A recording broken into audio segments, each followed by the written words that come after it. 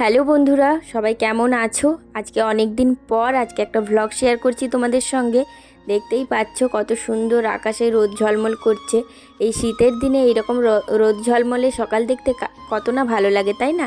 তো ঐশী আর আমি বেরিয়ে গেছি, বুঝতেই পারছো আমরা কোথায় যাচ্ছি। আর আলাদা করে বলার কিছু নেই, আমাদের বেরোনোটা কোনো আনন্দের বেরোনো থাকে না। ঐশী আর আমি বেরিয়ে গেছি প্রতিবারের মতো। মামের মানে কি বলবো, শুধু মামের নয়, সবারই লড়াই। কিন্তু এই যে মানে আমার এই যে চোখের সামনে দেখতে হয় প্রতিটা মাসে, প্রতিটা 15 দিন অন্তর, সেই কষ্টটাই সহ্য করতে না খুব কষ্ট হয়। জানি না কতদিন এই কষ্ট আমাকে দেখতে হবে, তবু লড়াই করে যাচ্ছি এই আশা নিয়ে যে এই লড়াইতে একদিন ঠিক জয়ী হব আমার সন্তানকে নিয়ে। তো আমি আর ঐশী এখন রাস্তায় দাঁড়িয়ে আছি। আমরা কিছুটা দূরে ছিলাম, তখনই একটা বাস চলে গেল। তো কিছু করার নেই, আর অটো পেয়েছিলাম কিন্তু অটোতে যাইনি, কারণ অটোতে যাওয়া মানে প্রচুর বাতাস লাগবে। সেই কারণে বাসের জন্য ওয়েট করলাম। তারপরে বাস পেয়েছি, আর আমার পাশে দেখো একটা বাচ্চা মেয়ে বসে আছে। আমি আগে অন্য জায়গায় মানে ড্রাইভারের কাছে বসেছিলাম, সেখানে ও ঐশীকে ধরে রেখেছে, ধরে মানে ওর জামা উঠে যাচ্ছে এইসব করছিল।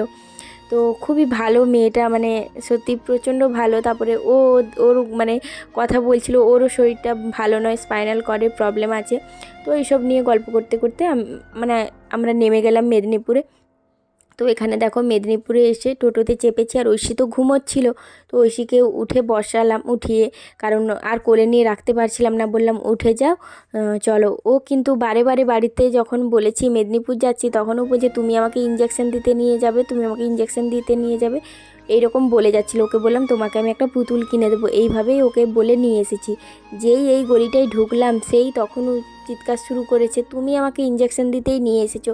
মানে তখন এতটা কষ্ট লাগছে কি বলবো, মানে ও সেই আমাকে আঙুল তুলে এরকম বলছে, মানে এই রকম একটা মানে ওর কথাটার ধরো না, আঙুল তুলে বলছে না, মানে কথাটাই ওই রকম বোঝাচ্ছে তুমি আমাকে কেন ইঞ্জেকশন দিতে নিয়ে এসেছো, এরকম বলছে। তারপর দেখো ওকে কোলে নিয়েছিলাম, ফার্স্টে পারলাম না, তারপরে আবার কোলে তুলে।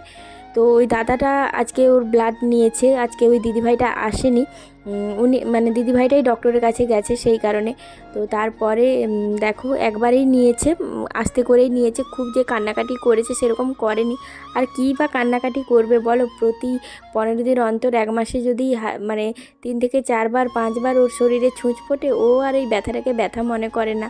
ও দেখো ওর ছোট্ট ফোনটাকে নিয়ে এসেছিলো, আর ওকে ওর হাতে দেখছো একটা শান্তা পেন আছে, তো ওকে ভোলানোর জন্য ওটাই কিনে দিয়েছিলাম। পুতুলটা দেখেছিলাম, তো পুতুলটা মানে যে পরিমাণে দাম বলছে, সেই পরিমাণে কিন্তু পুতুলটা মানে এতটা দাম হওয়া উচিত নয়, ছোট্ট কিন্তু একটু নতুনত্ব ছিল, কিন্তু দামটা একটু বেশিই বলছিল, সেই কারণে ওটা আর নিলাম না।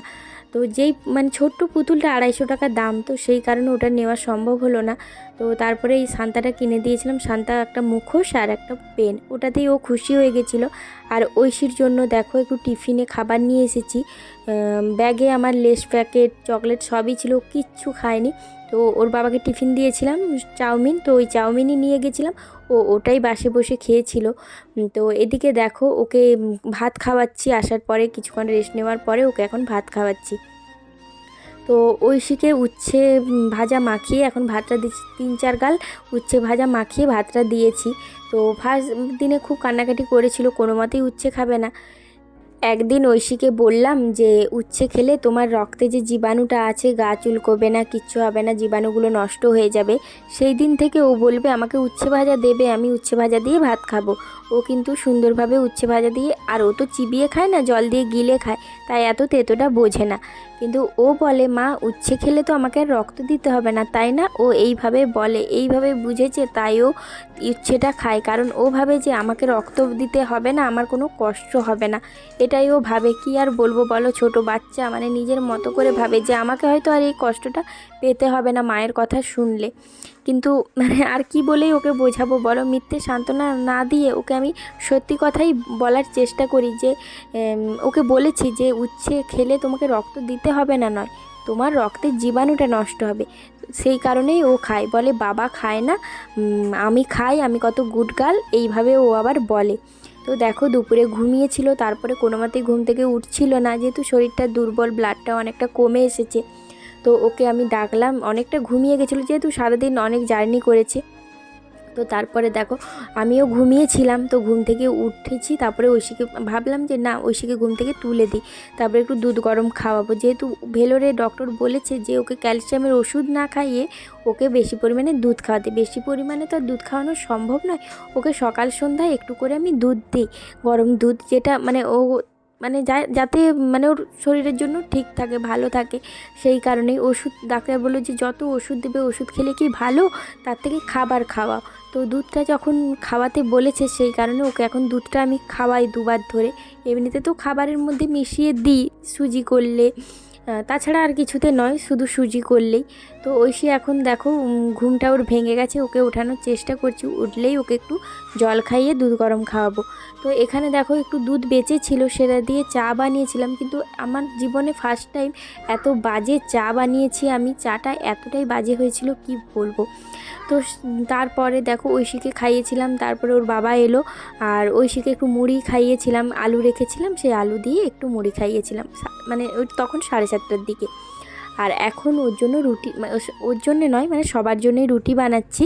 আর ভেবেছি ঐশীকে রাত্রে একটা রুটি খাইয়ে দেব, যেহেতু দুবার ভাত খেয়েছে, একবার ভাত খেয়ে খাইয়ে বেরিয়েছিলাম, আর একবার এসে ভাত খেয়েছে। সারাদিনে দুবার ভাত ঠিক আছে, 3বার ভাত দিয়ে দিলে ওর পেটটা অনেকটা ফুলে যায়। এ পুজোর সময় ওই করে ওর পেটটা অনেকটাই ফোলা দেখাচ্ছিল আর খুব ভয় পাচ্ছিলাম আমরা, তো ভাতটা কমিয়ে দিতে পেটের ফোলাটাও অনেকটা কমে গেছিলো।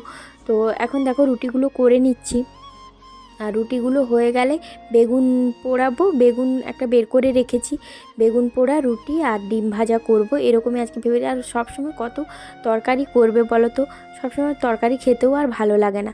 তো এখন দেখো রুটিগুলো আমার হয়ে গেছে, এবার আমি একটা বেগুন, দেখো কত বড় বেগুনটা, মানে এই একটা বেগুন পোড়ালেই আমাদের 3জনের সুন্দর খাওয়া হয়ে যাবে রুটি দিয়ে।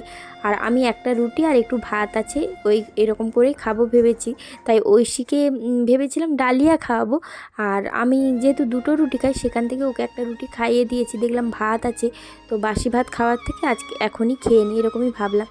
তো ওইদিকে বেগুনটা পোড়াতে দিয়ে আমি এদিকে দেখো ডিম ফ্রিজ থেকে বের করে রেখেছি 3টে, আর ছোট পেঁয়াজ, ছাঁচি পেঁয়াজগুলো ছাড়িয়ে নিচ্ছি, ওগুলো যখন মানে খাওয়ার সময় ছাড়াতে অনেকটাই টাইম লাগে, তো সেই জন্য ভাবলাম এখন থেকে ছাড়িয়ে রাখি, এটা দিয়েই বেগুনটা মাখাবো। আর এই ছাঁচি পেঁয়াজ দিয়ে বেগুন মাখালে খুব টেস্ট হয়। তো এই সব করছি, আর এদিকে দেখো দুধ গরম করে ঐশীর জন্য একটা রুটি ছিঁড়ে দুধের মধ্যে ভিজিয়ে দিলাম। তো এটা নরম হোক, এখন তো আর ঐশী খাচ্ছে না, পরে খাবে। আজকে এখনও ঐশীর ব্লাড রিপোর্টটা আসেনি, তো ভেবেছিলাম আজকের ভ্লগেই তোমাদেরকে জানিয়ে দেব ঐশীর ব্লাড রিপোর্টটা কি আছে, কিন্তু সেটা সম্ভব হয়নি। কালকের ভিডিওতে তোমাদেরকে জানাবো ঐশীর ব্লাড রিপোর্টটা কী এলো। এখন আমারও ভেতরটা ছটফট করছে যে ঐশীর রিপোর্টটা কী আছে সেটা জানার জন্য।